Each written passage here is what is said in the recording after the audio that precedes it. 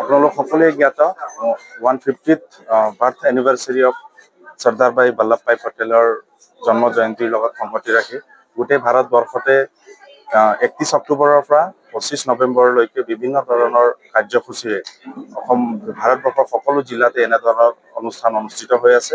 তাৰ কোনো ব্যতিক্ৰম নোহোৱাকৈ আমি শিৱসাগৰ জিলাতো আজি 7 তাৰিখে পুখুৰীৰ পাৰতে আমি এই প্ৰগ্ৰেম অৰ্গেনাইজ কৰিলোঁ। এটা সামূহিক শোভাযাত্ৰা আমি ইয়াৰ পৰা উলিয়ালোঁ আৰু আশা কৰিছোঁ যেনে ধৰণৰ চৰ্দাৰ বল্লভভাই পেটেলৰ তেওঁৰ যোনটো ভিজন আছিলে ইউনিটি ডাইভাৰ্চিটি জাতি ধৰ্ম বৰ্ণ ভাষা নিৰ্বিশেষে সকলোকে একত্ৰিত কৰি একেটা এনাজৰীৰে গোটেই ভাৰতবৰ্ষক লগত ৰাখি থকা সেই মানসিকতা হাতত লৈ ভাৰত চৰকাৰে আৰু লগতে অসম চৰকাৰেও অসমত এনেধৰণৰ তেওঁলোকে অনুষ্ঠান অনুষ্ঠিত কৰিব বিচাৰিছে।